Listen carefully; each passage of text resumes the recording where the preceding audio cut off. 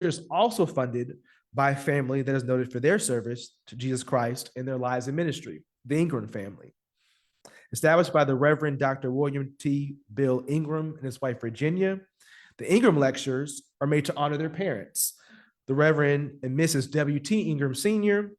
and the Reverend and Mrs. J. W. Howell. Virginia Ingram served as many years as a librarian both in Memphis public schools and at the University of Memphis. Her spirit of intellectual sharing and faith and welcoming spirit was shared by her husband, Bill. Bill also has an integral role in this lecture series as he helped to guide MTS from McKinsey to Memphis in 1964.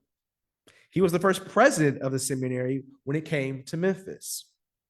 And along with other Cumberland Presbyterian members, he saw the need for a seminary critically engaged with theological scholarship, piety, and deeply rooted in a life of faith, committed to the well-being of all people and all of God's creation.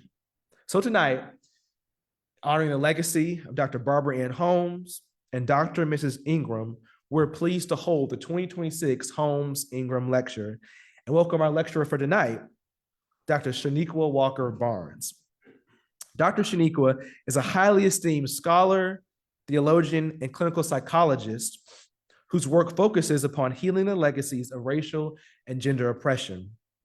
A professor of practical theology and pastoral care at Columbia Theological Seminary, Dr. Shaniqua is the author of several books, including Sacred Self-Care, I Bring the Voices of My People, and Too Heavy a Yoke.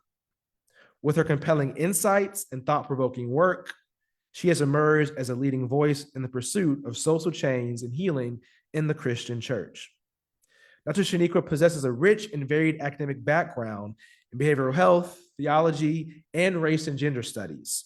She began her career as a clinical research psychologist, earning a BA in psychology and African American studies from Emory University and an MS and PhD in clinical child and family psychology from the University of Miami. Upon being called to ministry, she left her tenure-track position to attend seminary, earning her MDiv from Duke University. Her interdisciplinary expertise enables her to bridge psychology and theology, offering a unique and holistic perspective on social change and the challenges faced by marginalized communities. At the core of Dr. Shaniqua's work is a deep commitment to dismantling intersectional oppression and promoting justice and healing throughout our society. Through her research, her writing, and speaking engagements, she examines the effects of racism and oppression on mental health and spiritual well-being, aiming to foster healing and resilience within marginalized communities and to inspire people to transformative social action. Beyond the classroom, Dr. Shaniqua spends most of her time professionally through writing and ministering to clergy persons and faith-based activists, and generally caping for women of color engaged in Christian social justice activism. Her faith has been shaped a variety of means through Methodist, Baptist, and evangelical social justice communities, as well as Buddhism and Islam. She was ordained by Independent Fellowship that holds incarnational theology, community engagement, social justice, and prophetic witness as its core values. And then maybe my favorite part of her bio, in her 30 years in higher education, she has been a hurricane at the University of Miami, a Gator at the University of Florida, a Tar Heel at the University of Chapel Hill, a Blue Devil at Duke University, and a Bear at both Shaw and Mercy University. And she closes by saying, yet somehow she is still not a sports fan. So without further ado, please help me welcome enthusiastically Dr. Shaniqua Walker Barnes.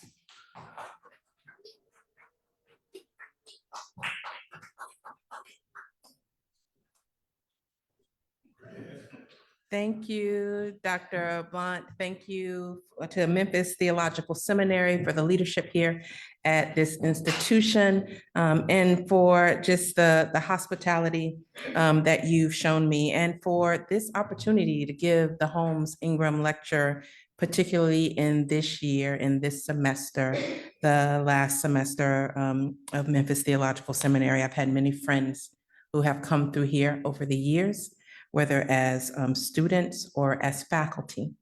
And so I hold a lot of love in my heart for this place, and I grieve with you. Theological education grieves with you. And fortunately, we know how to be complicated people, so we know how to grieve and celebrate at the same time. And so tonight, as we grieve, we also celebrate the legacy of the home of Barbara Holmes and the Ingram family. I never had the pleasure of meeting Dr. Holmes, but I hope that I walk in her footsteps. I try very much to walk in her footsteps. She's one of the people that once I learned about her as a Black woman who was doing work that was around contemplation and healing and justice. And I would have people say, you know, those are very different fields. And I'd be like, they really aren't though. And then when I did learn about her work, I thought, there we go. Right. Like, here's the person who has blazed this path before me. And so I'm very grateful to stand here in her honor, particularly as I deliver this lecture, which I am calling tonight The Fire in Our Bones, Black Women and the Cost of Activism. Before I get started, I also want to thank my family and friends. I have friends here, one of whom I knew would be here. I have an aunt who just decided to surprise me here and show up today. And so she's here in the room with me. And I know that my mother and my husband are online, and other friends, some of my students at Columbia Theological Seminary may be online, because I know y'all roll deep with me, some of you. So I am grateful. I never wanted to be an activist. As a child, I had seen the costs up close. My godmother, my mother's best friend, she's the daughter of civil rights activist, Reverend Hosea Williams. And on several occasions when I was growing up, the Williams family opened their home to us and provided space for us to live when my mother could not afford a place of our own. I spent about half of my high school years living in the Williams family house. Some of my favorite memories in that house were the kitchen conversations that Mrs. Juanita Terry Williams would have with her daughters about politics and life. It was in those conversations that I learned how Reverend Williams' activism had impacted their lives. The job interviews that went nowhere once potential employers learned who their father was. The cold shoulders from respectable Black pastors and churches. The shunning by civil rights leaders whom my godmother and her siblings still thought of as uncle and aunt, usually because they had had some falling out with Reverend Williams. Dr. King used to call him my wild man, and that was a nickname that was well earned. He didn't always say the things that other people thought was acceptable. He didn't always do the thing that other people thought was acceptable. The commitment to justice had cost the Williams family mightily. I saw it and I wanted no part of that. So in my freshman year of college, when I began to hear the beginnings of a whisper, the first sign of a call to be an agent of racial healing, I decided to channel it in a career in psychology. I decided that my contribution to justice would be to do research that benefited Black families and to mentor Black students who were at predominantly white institutions. Years later, when I left my academic career in psychology and enrolled in seminary, the last thing I thought I was preparing for was a vocation in faith-based activism. That's not the call I was responding to. I mostly wanted to be a better prepared leader at the Progressive Baptist Church that had licensed me for ministry. I did not want to become an advocate for justice in the church, especially not in a way that called me to engage with white Christians who were often the architects behind some of my most painful experiences. Jeremiah did not want to be a prophet either.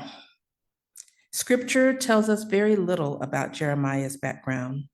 We know that he lived and prophesied in the last years of Judah's empire under the reign of 3 kings. He was the son of Hilkiah, a Levitical priest at Anathoth, a village just outside of Jerusalem. Now, Jeremiah began his prophetic ministry at a young age and had no speaking experience. And I suspect that if he had had his way, he would have spent his days tending his family's land, or maybe just carrying out ritualistic duties as a temple priest. He would not have chosen to go up against the religious and political elite. He would not have chosen to serve as a mouthpiece for the Lord, preaching repentance to the people of Israel as they obstinately marched their way towards captivity and exile. He would not have chosen to experience persecution and death threats because of God's call. The book of Jeremiah reveals that the vocation of the prophet is a conflicted way to live. Jeremiah's mission to call Israel to repentance is not a call to peace, at least not his peace. He is called to stand in conflict with the political and religious establishments, with his own kin, even with other prophets. Jeremiah's call made him a target of persecution. He was repeatedly punished for his prophesying and threatened with death. Often called the weeping prophet, he did not hold back on sharing the depths of the anguish that he suffered. He wrote, "O Lord, you know, remember me and visit me and bring down retribution for me on my persecutors. In your forbearance, do not take me away. Know that on your account, I suffer insult." Despite his suffering, Jeremiah did not relent. He kept pressing forward. "But I have not run away from being a shepherd in your service, nor have I desired the fatal day." Having been enticed into God's service, he could not stop. The prophetic call was something like a fire, a burning fire shut up in his bones. It took too much energy to hold it in. He had no choice but to speak up. I'm sure some of us can relate to that. Like Jeremiah, we are reluctant prophets. It's not that we want to speak up, but when we see injustice, we feel like we do not have a choice. It is the fire shut up in our bones. It's like Haley Joel Osment's character in The Sixth Sense, how he saw dead people everywhere. We see injustice everywhere. We see racism, patriarchy, heterosexism, transphobia, classism, ableism, nativism, and so on. We discern injustice in the quotidian policies and systems that shape our lives, including the environment, immigration, mass incarceration and criminal justice, healthcare, the economy, education, and housing. We see how these forms of oppression intertwine. We see how people suffer because of them. We not only see it, we feel personally implicated in eradicating it. It's strange because we sit in churches alongside other people, maybe our family members, our friends. We hear the same scriptures as they do about God's all-encompassing love for humanity, about God's desire for us to love justice and do mercy. But unlike a lot of people, we take it seriously, like really seriously. We think, oh, we're actually supposed to live this way. We're incapable of ignoring it, of being quiet about it, even when we experience retribution, exclusion, and silencing. Our personal justice journeys are littered with bodies of relationships with people and with organizations. Sometimes our friends, our churches, our ministry organizations, they shut us out because we're too radical. Maybe sometimes even our relatives keep us at a distance. Our careers may have been interrupted countless times. We don't get the preaching and ministry opportunities that our skills merit. Our movements keep imploding. We are isolated, excluded, persecuted, and often threatened. And we attend far too many funerals as our co-laborers for justice suffer premature deaths. It is excruciating. Working for justice and mercy in any capacity, no matter how small or how large, it is unavoidably emotional. It requires us to come close to suffering rather than looking away and pretending it does not exist. Whether we are engaged in outreach ministry with the poor and homeless, maybe we're learning about the history of global racism, or we're participating in a protest to advocate for just immigration policies, we cannot do so untouched. We will experience anger, anxiety, sadness, grief, shame, guilt, and embarrassment, our own and that of other people. It will happen no matter how long we have been engaged in activism. It will often happen when we least expect it. For years in my teaching and my own activism and advocacy, I thought we could somehow get around this. That if we had the right amount of preparation, maybe the right trigger warnings, the right community guidelines and covenants, if we did some trust building, maybe we could engineer conversations that manage to be growth producing without being painful. But it seemed that no matter how we started, we always reached the same point: breakdown. Our pain kept reaching for each other, drawn into a magnetic pull, touch and retreat, touch and retreat. Should we embrace or come out swinging? Always it came to this. It always comes to this because this, the emotional hurts and triggers that we encounter in our work as people who care deeply about the world and who advocate for its healing, this is part of the work because advocating for justice is a form of emotional labor.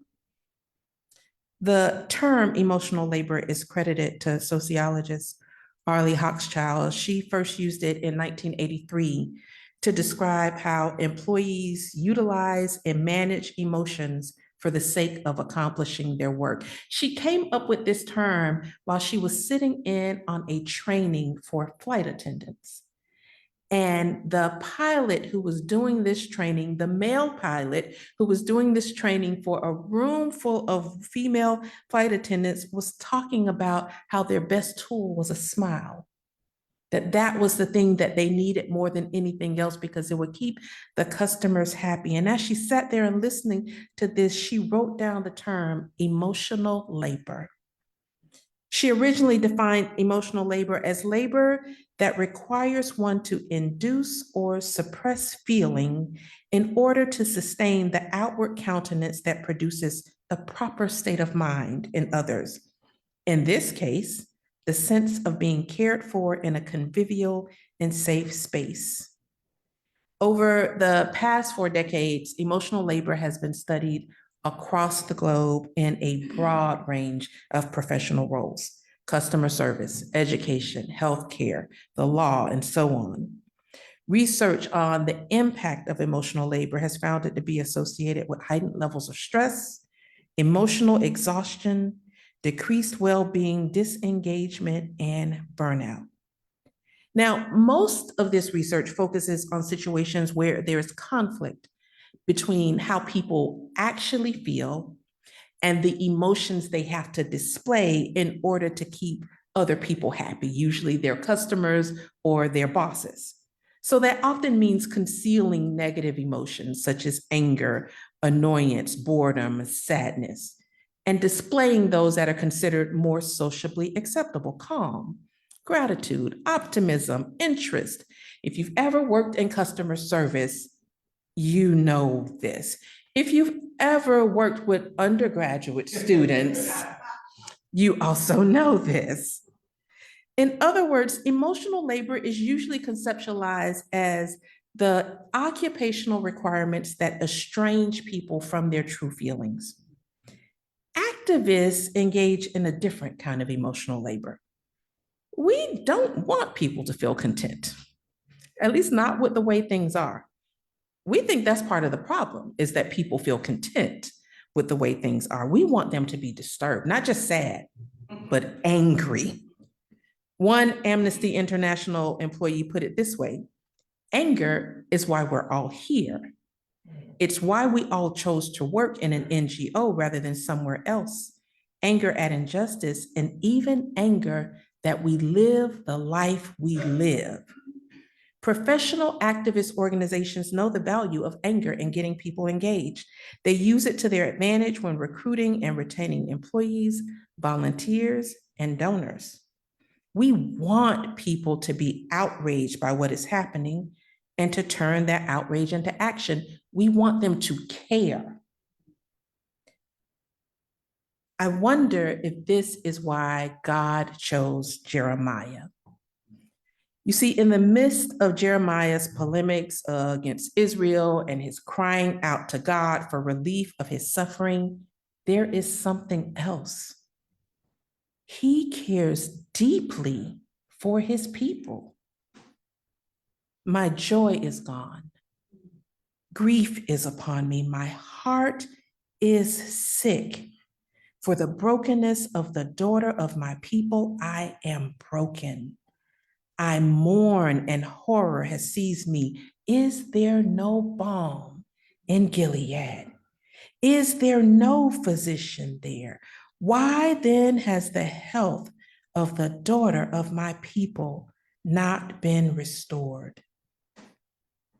Jeremiah mourns for the pain of his people, even as he recognizes that their suffering is a result of their idolatry. You can do both. I think his care is what fuels the fire shut up in his bones. It's what makes him different from everyone else. It is also what makes us different from everyone else. Every move for social change, again, no matter how small or large, whether you are trying to change a society or whether you're trying to just get the people in your local congregation to care about the poor who are right outside their doors. Every movement for change begins with care.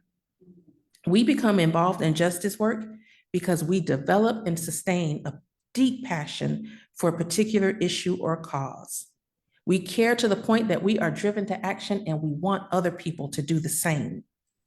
So emotions are critically, strategically orchestrated mechanisms that we use to advance the efforts of our movements.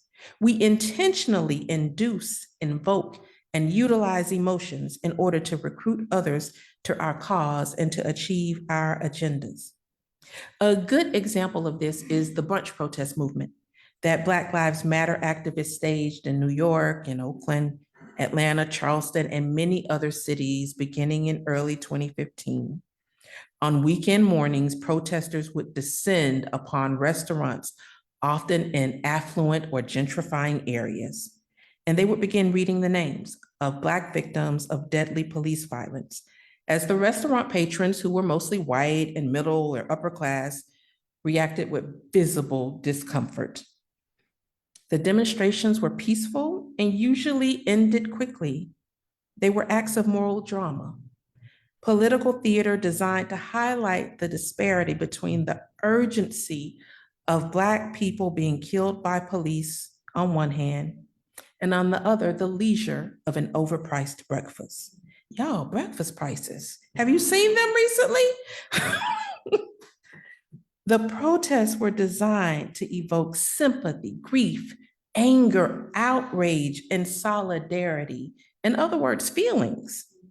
In doing so, they communicated that life could not just go on as usual amid the onslaught of anti-Black police violence. This is what much of protest is designed to do, to capture people's hearts in order to galvanize their political imagination, their will, and their activity to bring about social change. Emotions are the raw material that justice advocates try to shape into political momentum. We don't simply use emotions, we actively generate them. Deborah Gould is a sociologist who studies social movements, and she says, consider that in order to attract and retain participants and to pursue a movement's agenda, activists continually need to mobilize affective states and emotions that mesh with the movement's political objectives and tactics and suppress those that do the opposite. Social movements provide effective pedagogues to participants and supporters, authorizing ways to feel and to emote that often go against the grain of dominant society's emotional norms.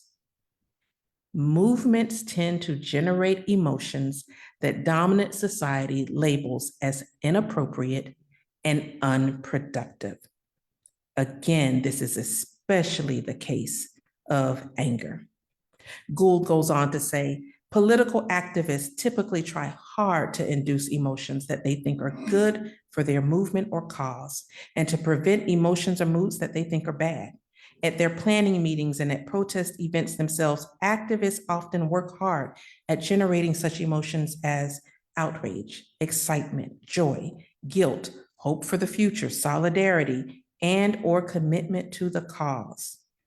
Emotion management may also involve attempts to mitigate fear, depression, hopelessness, and boredom. Activists may also try to calm down, especially angry people whose behaviors may cause problems for the movement, especially if it professes nonviolent principles. The problem with going around and provoking emotions is that you have to deal with the consequences. It's like playing with fire. And if you play with fire, some things are getting burned. And sometimes the things that get burned are us or our relationships. Our efforts to get other people to care and act about justice has collateral damage. It provokes the anger, guilt, shame, anxiety, and fear of people who are enemies of justice. People who want to uphold the status quo and who might not be bound by the same commitments to nonviolent resistance as some of the rest of us. These people are likely to act out using power and control behaviors, including intimidation, threats, and violence. I think in some ways we can see what is happening in our country right now as this backlash, the anger that resulted from the Black Lives Matter movement, the protest in 2020, right? People are angry and acting out against those who want this country to actually be a place that is free for all. And so we see a rise in violence, a rise in terror on the other side. But the danger is not just external to our movements. It is also within our movements and organizations themselves. The high emotional charge of movement work often means that activists are emotionally charged when we're together. We're angry, we're riled up. Movements are people-powered, and they're often powered by people whose only commonality is their passion for a particular cause. We may be united in our care for an issue, but we are different in every other respect. Our backgrounds, personalities, communication styles, our understandings of justice and our approaches to it, our beliefs about what emotional expressions are okay in the pursuit of justice and equity. We all have different journeys that led us to this place, and it is rarely out of objective, dispassionate interest. Many of us come to justice work from a deeply personal place, often our own woundedness or the woundedness of people we've been in close contact with. In Sustaining Spirit, disability and climate activist Naomi Ortiz writes, we often come to the work of social justice from a place of deep wounding, where we have witnessed or experienced the harm of injustice. One of the gifts of this wounding is motivation to create a change in the world we live in so that others do not have to experience this same harm. This wounding is also part of our internal work, mending and growing. Yet many of us do not know how to recognize its shape or how to feel out its edges tenderly. Like Jeremiah, our call to show social advocacy requires us to tap into our own emotional reservoirs, to experience the grief, anger, and outrage we are trying to induce in others. We have to work with people, our collaborators in justice work, the people we're trying to goad into action, and the people we oppose and who oppose us. We have to work with people as we and they are experiencing all of these emotions. What could go wrong? A lot. Unfortunately, we are not always conscious about what we're doing and how we are doing it. We might not be aware of the extent to which we are attempting to generate and manage emotions in our pursuit of justice, that we are trying to do this in our leadership. We do these things without acting about it. Very often, our emotional fervor is an unpremeditated, maybe even unplanned consequence of our strategies. We want people to care and get angry, but we don't really think about what that means when they do. We want to go out and rile them up, and we forget that we also rile ourselves up in the process. We don't necessarily think about what that does to our own nervous systems, what that does to our own bodies, what it does to our relationships. Sometimes we even think that maybe we'll be calm this time. I'm not gonna let them get to me this time. I'm gonna go out there and do the work, and I'm not gonna get caught up. We think that they can have the reaction, but we can be unaffected. That rarely works. And when the action is over, we often don't have a plan in place for caring for the feelings that we just stirred up and that we just witnessed. That's the part we rarely strategize, what comes after. Instead, we move on to the next thing. But there are dangers in playing with emotions. And we do not all experience these dangers in the same way. The risks are heightened for Black women and other women of color. It is one thing to live in intersectional existence, to be a person whose life is constrained by multiple layers of oppression. It is another thing to be an intersectional activist. For women of color in particular, it means that we are at a minimum doubly disempowered by the very systems against which we fight. For us, oppression is not some historical condition that we're seeking to correct. It's not something out there that we're trying to save other people from. It is endemic to our daily existence. And being activists does not provide us with refuge from oppressive harm, including harm inflicted by people who are supposed to be on our side. I don't know if you all know this, but white people don't become less racist because of their anti-racist justice work. Men, including men of color, don't automatically become less sexist because of their justice commitment. So women of color often find ourselves being marginalized and mistreated by the same people who are supposed to be working toward the elimination of those dynamics within our society.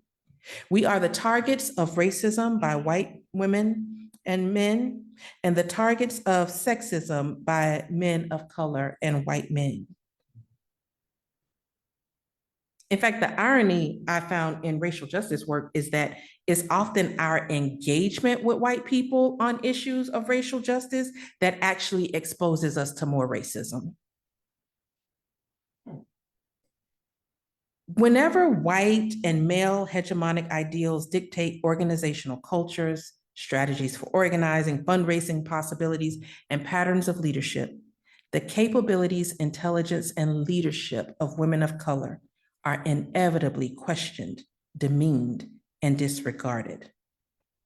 But if we openly communicate grief or anger at our mistreatment, we are dismissed as being counter-revolutionary, as being too personal, as being overly emotional. Nellie Wong in This Bridge Called My Back writes about it this way. She says, if you sing too often of woe, yours or your sister's, you may be charged with being too personal, too autobiographical, too much a woman who cries out, who acknowledges openly, shamelessly the pain of living and the joy of becoming free. In my work in Christian racial reconciliation, I used to often joke that racial reconciliation would be so much easier without the white people. Like if they just didn't have to be part of it, then it would just go smoothly. Sometimes it almost seems like the answer is for women of color to restrict our organizing to ourselves. But we're not always united either. The labels Black women and women of color do not refer to monolithic groups.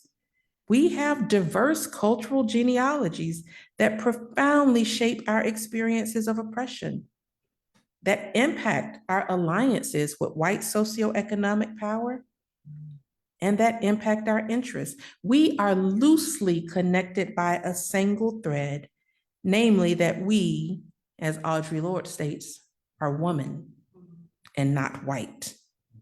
In a world that is structured by white supremacist heteropatriarchal power, but we have different relationships to whiteness, depending on our racial ethnic group's lineage, as well as our own histories, personalities, our relationships. Some of us can pass as honorary whites and be co-opted into white supremacy.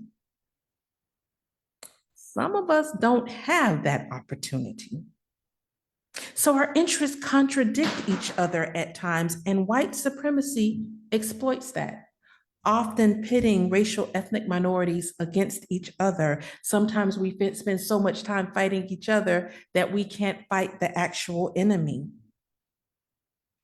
As a Black woman, engaging in justice work, particularly racial and gender justice work, is akin to volunteering to be a commander in a battle that is taking place in my own front yard while I am regularly being hit with friendly fire from the people who are supposed to be on my side.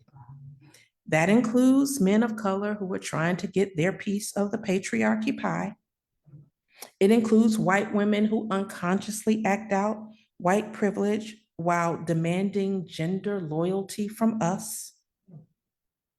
And sometimes it includes other women of color who are so accustomed to having to fight that we readily turn our resistance on our own. We are wounded by racial gender oppression, deeply wounded by it. And then we get further wounded in working for racial gender liberation. Sometimes in doing so, we act out and we wound others. There has to be another way. As the struggle for liberation continues under a white supremacist, heteropatriarchal, fascist, warmongering presidential administration, I've been wondering what that other way looks like. Can we do this work in which we try to save the world without placing ourselves on the altar of sacrifice?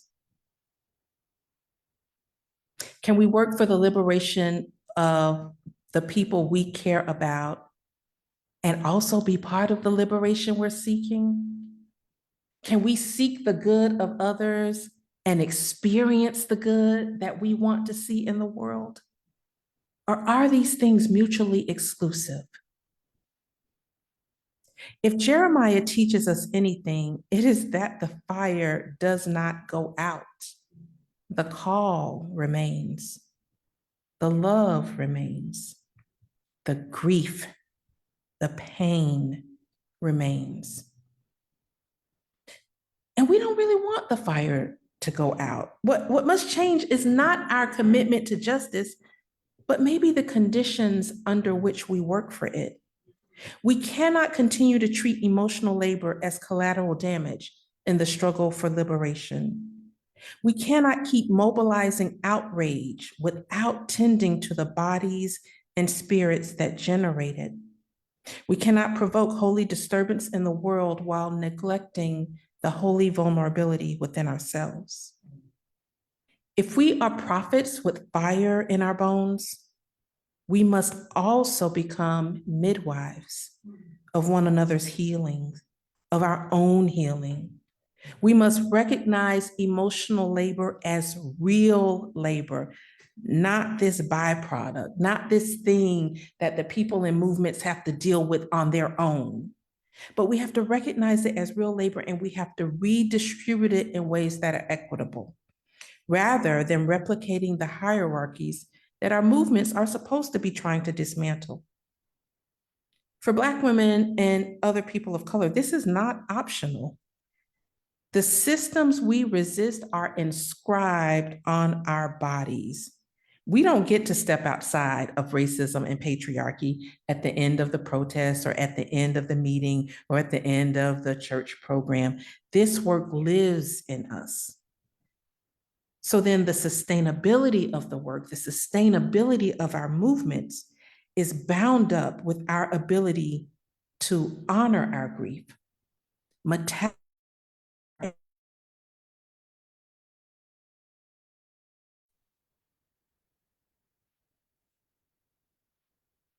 I didn't want to be an activist or a prophet or an advocate.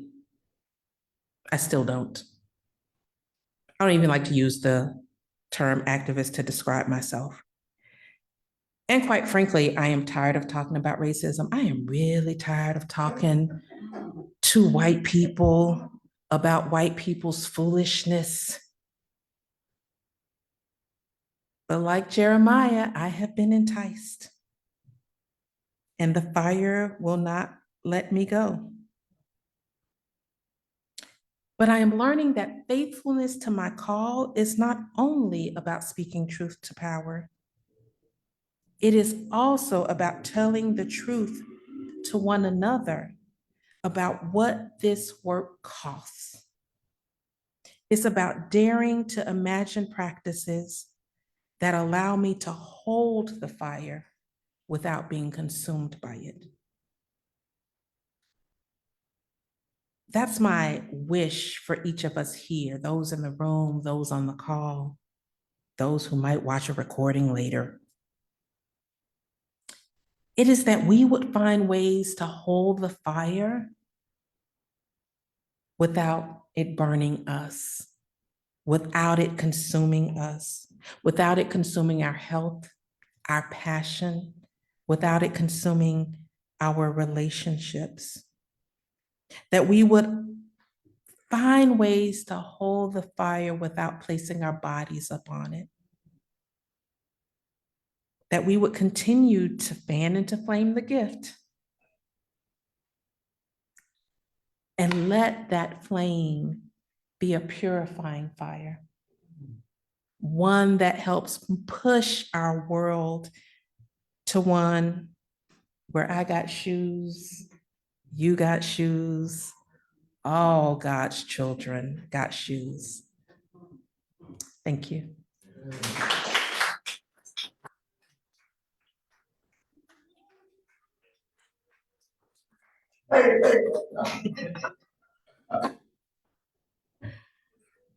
Amen. Thank you so much, Dr. Walker Barnes, for a great, fantastic lecture. Can we give your thanks one more time?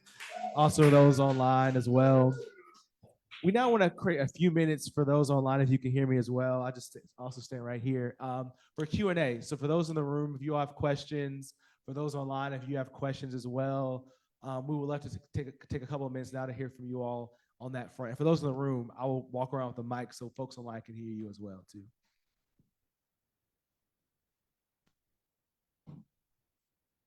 Thank you so much for the lecture. When you were talking about emotional, what was the word? I had it. Emotional labor. Yes, emotional labor. I was thinking about when back in the day when we would be well, not we, but our people were trained to go into lunch counters, that they were required to be trained, and in that training they were spit at and things of that sort.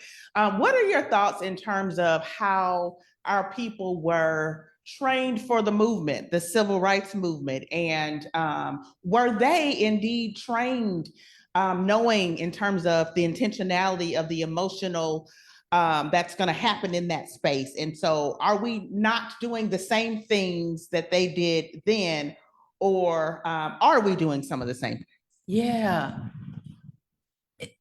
So the answer is a bit complicated because I think, yes, they were trained for that, right? They were trained deeply in the principles of nonviolent resistance, and they knew what they were going to face. They did role plays, right? Like and so they went into those spaces knowing what they were going to face, knowing what their body was going to want to do. Right, knowing that you get in there and somebody starts spitting at you, and some of y'all, depending on where you come from, you gonna lean towards the fight part of the fight flight response, right? And they were taught how not to do that, and they also help people. They help choose people that they knew could carry that, right? I don't know how well they always took care of the other side intentionally, right? But there were also practices in the community that naturally did that. One was that they didn't do the work alone. Right? When people they did it as part of organizations. They went out as groups, not as a single person. And then when they left that action, there was usually somebody else, other groups of people, right? If they get arrested, we're ready, right? Whatever happens to them, we're ready. So there was another group mobilized to take care of whatever the fallout was, right? And then when they came out of jail, if they got arrested, if they came out of the lunch counter, there were people waiting for them, right? People who had not been part of that, who had nervous systems that were settled. And so they were activated, but they came into a space of people who helped them to regulate, right?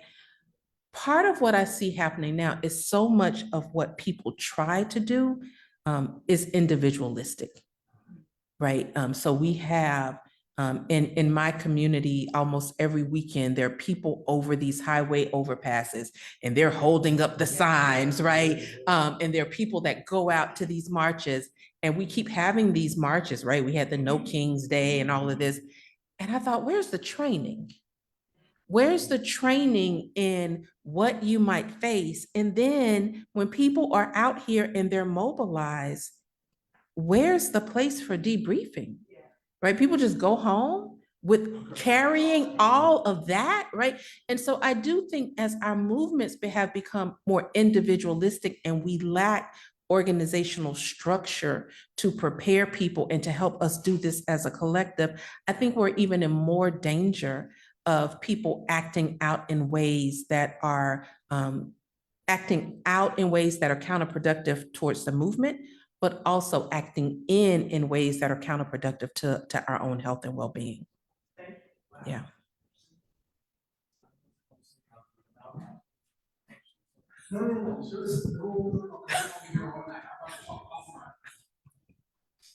Thank you so much.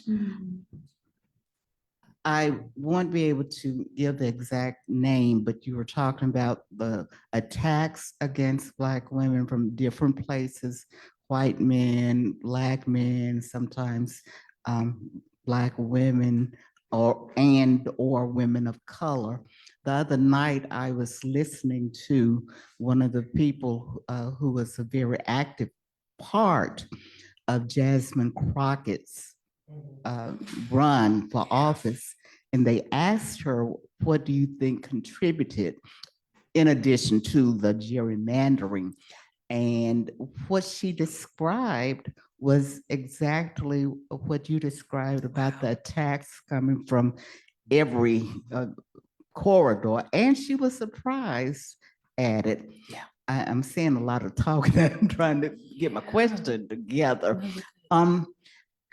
we're going to have an election here pretty soon. I'm part of a action network, not that organization. And how do we deal with the care? Because some of the ladies indeed will have, will run against a white man. So how do we deal with that? How do we prepare her for that? I'm going in there thinking that she's going to win, but then I probably need to think about aftercare things too. But how do we prepare ladies in Yeah. politics to say, don't be surprised if, and that was what was happening with the Congressman Crockett part. They were Yeah. really surprised. Yeah. I think many of us are, particularly within Black spaces, we have been socialized to see racial injustice, but not necessarily socialized to see gender injustice, especially within our own families, within our own communities, within our own churches. And so this is what catches us off guard, right? We live in it, but we're not socialized to see it in the same way. So we show up at churches where, you know, women are allowed in ministry. And it's just the way the church is. That's just how pastor is. It's okay, right? Right. And so part of it is that we don't have the tools even to see it. And so then when it happens, it's surprising, right? And so part of it is we need to start to help conscientize women and girls about sexism, right? About how do you name what you're living, and help, and not just women and girls. Actually, we need to do this with our boys more than anything, boys and men more than anything, right? But helping people to name the system so that they can see the system, but also so that we can begin to then unpack it, right? I don't know that this is what you can do with somebody who's about to run for office now. Many of us know it, right? Like we know it deep within our bones. We just have never expressed it or have words for it. And so some of it is have the conversation. Just start, helping to say, there is a group, not a lot. Well, there are a lot. It's a significant number of men who will not vote for a Black woman in leadership, period. We keep seeing it over and over again. Right, we keep seeing it. We saw, and it's not just a Black woman. They won't vote for a woman in particular positions, right? Until we actually name that and start talking about it in our communities. I don't know that we're going to get past that. But we've got to name, we keep acting like it's not happening. And then every time they don't get elected, and so I'm in Atlanta, Stacey Abrams. We're like, we don't know what happened. Yeah, we do. It's the same thing that happens in people's churches every Sunday. They're told that if you are born with 2 X chromosomes, that you are not supposed to be in charge, right? And if people can't imagine a woman in charge of their local congregation, how can they imagine a woman as a governor or as a president or as a senator? They can't. So we got some work at home we got to start doing, right? And part of that is those of us who see the systems and can resist the systems need to.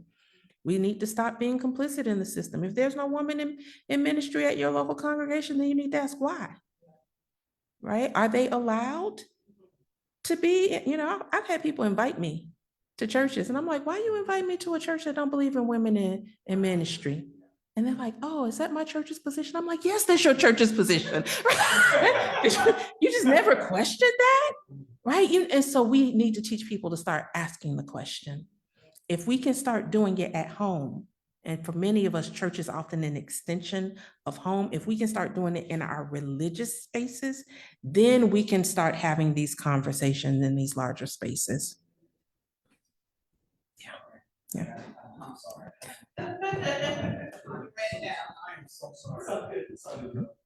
First off, again, thank you so very much. as you're talking and hearing the other comments from these other two lovely ladies, it makes me think about a book, and this is more of a comment if you can just piggyback. Book, Post-Traumatic Slave Syndrome, Joy DeGruy, I think is what it is. And then if for those who know the book, briefly, is just basically talking about the trauma that has come from slavery, and everything that you're saying makes me think about this book and how we as a nation have not addressed the trauma that has gone there. And so because we haven't addressed that trauma, we see all these small isms of psychological areas of problems that need to be addressed, whether it's sexism, social, all these other things. And it's just like, maybe if we did the work back then, what would we look like moving forward? So I guess my question or comment for you was going to be, is it more just that there's a series of small traumas that we haven't addressed that have pushed us to this point? Or is it just literally we just never did the work to begin with that has made us kind of evolve to this point? I hope my question. Makes sense. Makes sense. Okay. Yeah. I'm sorry. No, that's a good question. I should also, I probably should have started by saying that, so I don't know who's online, but in the space we're in, it's a Black space, right? So I just need to name that. But in Black spaces, particularly in my classroom, I call a moratorium on apologizing for asking questions, okay? So there's, you can't apologize for asking questions and speaking up and using your voice. So, yeah, no, you're good. I actually am teaching a class on cultural trauma right now, and we just finished a couple of weeks ago reading an article by Joy DeGruy. So I think it's a little bit of both. For some of us, is that we haven't done the work. We're not doing the work. We've never done the work as a country, as a world, really, to unpack, right? And to actually lay out, what did we do? What happened? How did we get here? And to begin to re-articulate the theology. We took, I can never remember the scripture. Is it new wine and old wineskins, or old wine and new wineskins? Whichever one it is, it don't work. But that is what we have done with our theology, right? So we had this theology, this slave-holding theology. We had this theology that was highly patriarchal. And we said, oh, we're just gonna keep going, right, with this same theology. And we haven't done the work of unpacking it. More specifically, the oppressive parties have not done the work of unpacking it. So there are, within circles, there are Black liberation theologians, there are womanists, there are mujeristas, there are Asian American feminist collectives that are trying to do some of the work of unpacking, but that is often a small part of the church writ large. The other part of the problem, though, is that there's a sizable part of our society that does not want to unpack anything, that does not want to change anything. And this, I think, goes back to your question. We have to face that, right? We tend to think, we like to think that oppression is a mistake, that it was like people just made bad decisions. They didn't know any better. They actually did, and they did it anyway. Right. And many of them would like to return. We now have pastors saying women shouldn't have the right to vote.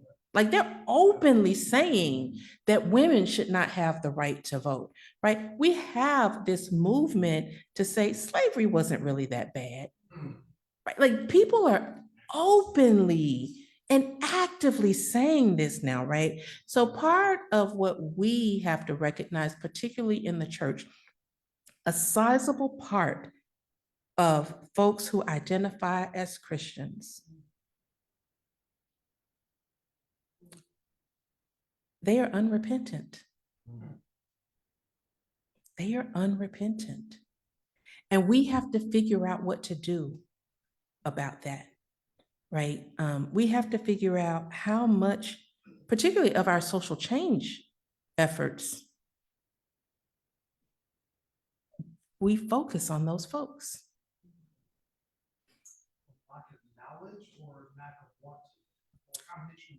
So there's, so Michael Emerson and Glenn Bracey have written a great book. I can't remember the name of the book, but it's dealing with white Christian nationalism.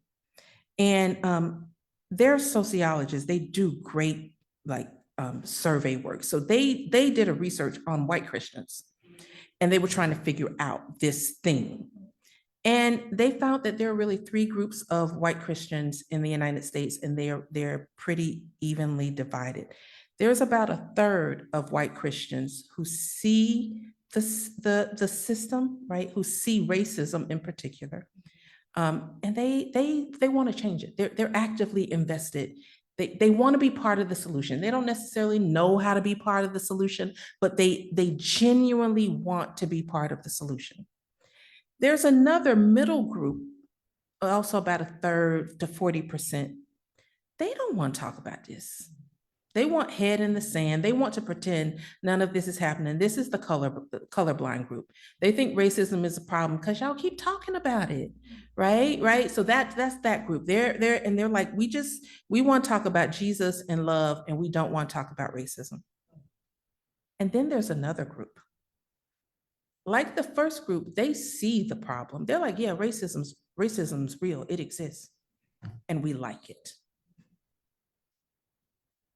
And they've done some brilliant research on how these different groups interpret scripture and how it impacts the way that they interpret scripture, right?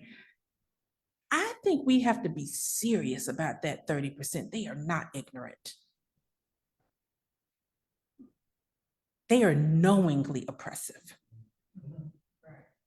right? They are knowingly oppressive. And so we have to stop pretending like they're ignorant and they don't know any better, right? They do know, and they're doing it because they like the power. And I don't know how much we can work with that group.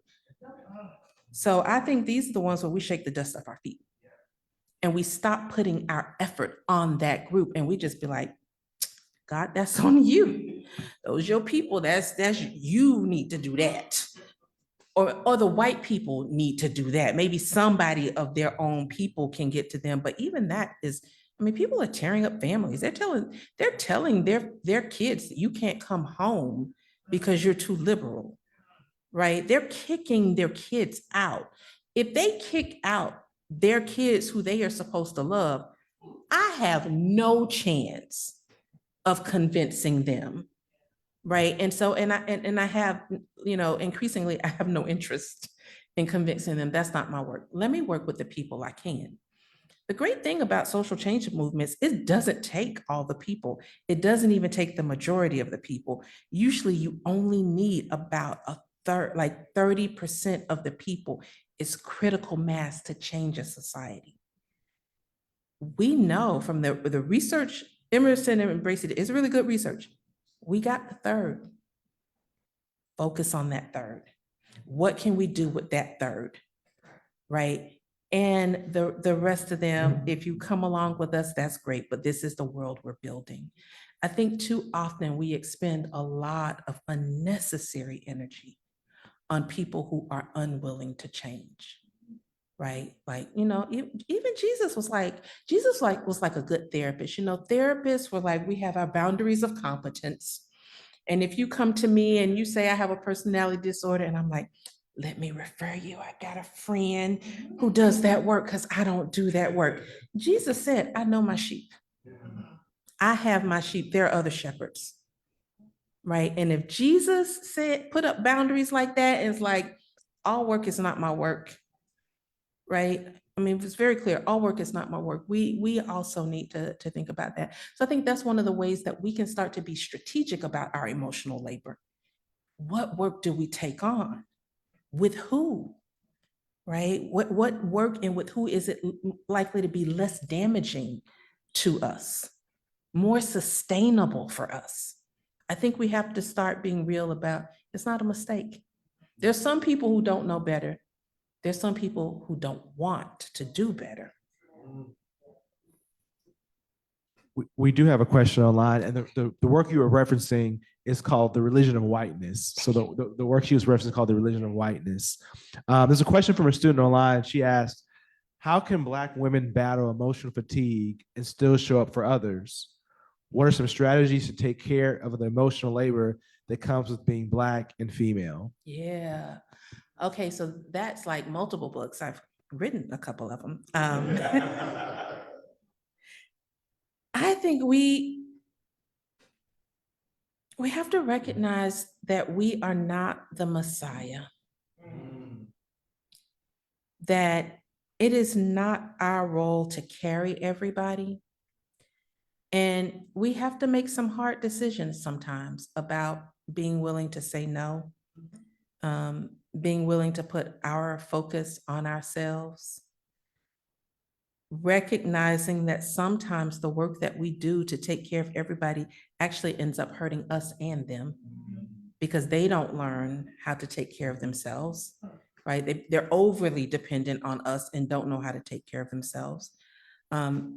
It is a hard thing. I come from a line of women who make things happen. I mean, that's what we do. I have a therapist. I was talking to my therapist. I was like, I need you to understand my family. This is what we do. This how we roll. Like we, and I'm like, we'll be having these ailments and issues, and we just keep right on going.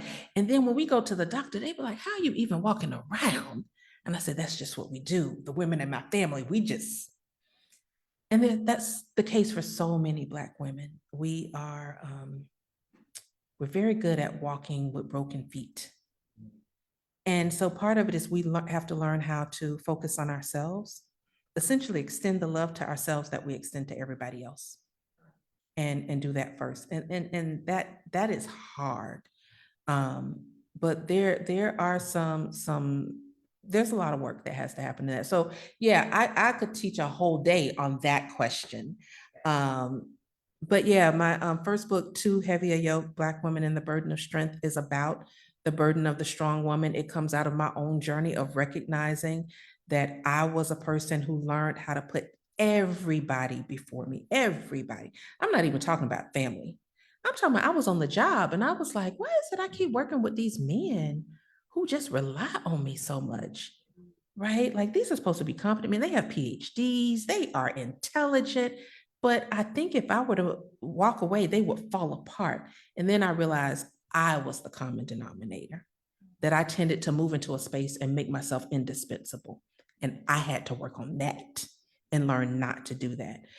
So that book comes out of that. And then my latest book, Sacred Self-Care, is more about how you begin to build yourself, right? Having recognized the problem, but I don't take care of myself enough.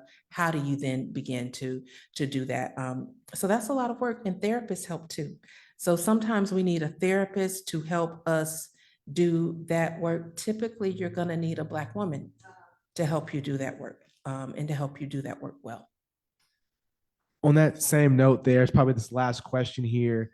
We have a question. What role do you see for liturgical practice, everything from communion to ancestor veneration to confession, pastoral care, and spiritual formation to form us into the body of Christ as an alternative to the different layers of our society that want to form us into something other than Christ's likeness? And they said, I'm thinking here along the lines of M. Sean Copeland's attention to the Eucharist as a counter imagination to societies of death. Yeah, I love that, and I love Dr. Copeland's work. Considering this is the Holmes Lecture, I would be remiss if I didn't talk about the important role of contemplation. That's actually what I would like to see our churches do, is to provide more space for contemplative practices in our congregations, helping people learn to be with themselves, learn to be with their experience, learn to honor their experience and not push it away. Learn to check in with yourself and like, how are you actually doing today? And we're not going to cover it up with a bunch of praise that makes you think that things have gotten better. And then you walk out of here and a few hours later, you're like, oh, that actually was only a temporary Band-Aid, right? And I still don't know how I feel, right? So I would love to see us to integrate practices of contemplation into our liturgies that allow people to be with God, allow people to be with themselves, and allow us to reset our nervous systems. That's actually what I would love to see us do. Yeah, just let us learn to be quiet and let spirit move. Let us learn to, I mean, maybe we need liturgies, maybe we need to follow Trisha Hersey, like, move all the pews and put some mattresses and some sleeping bags down and come and be like, we're gonna have a nap together as a congregation, right? Like, I just like let people learn to let people be, let people cry in church and stop sending them ushers over there to fan them. Like, let people be with their own emotional experience. Stop fanning me. Maybe I need to cry. Maybe I need to cry in the company of other people without somebody trying to stop my tears and make me feel a joyful moment. Those are, preach not the good news. Leave some stuff hanging. It don't always have to be good news because our lives aren't always good news. So preach the hard things and let us sit with the hard things and give us skills for how do we sit and be with the hard things, right? Because that translates into life, right? Those are some of the things I can think about liturgically. Yeah. Yeah. Thank you so much. I think on that note, invoking the name of Barbara Holmes and contemplation, can we thank Dr. Walker Barnes again for what's been a tremendous time together this evening. We thank you so much for gracing us for this last Holmes Ingram lecture. I think you've done it more than justice here this evening. So we really appreciate that. Thank you. Thank you.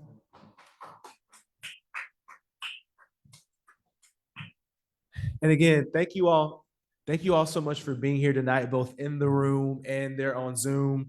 We pray that you have a wonderful rest of your evening. We do want to remind you that we are not quite done here holding lectures at the seminary. So in a couple of short weeks, we'll be preparing for our Bowen lectures, which is a lecture series given by a faculty member who will be our very own Dr. Christy Woodbury Moore. Will be giving the Bowen lectures in a couple of weeks. So please mark those dates. Amen. Go ahead and celebrate her now. Please do. Please do. She'll be sharing some of her original research that she has prepared and focus her doctoral work on. And those dates will be Thursday, March the 19th, here at the seminary at 6:30 p.m. And then a follow-up lecture on Tuesday, March the 24th at 11:30 a.m. at the Metropolitan Baptist Church here in South Memphis, where she serves in a variety of capacities, particularly as the First Lady of Metropolitan. So more information will be coming about that shortly. You all have a wonderful evening, and we'll see you soon.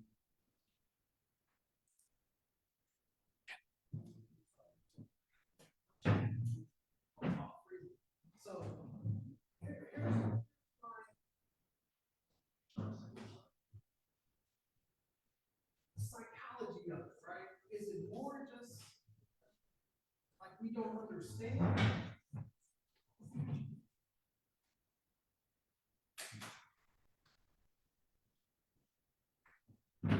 Go, go.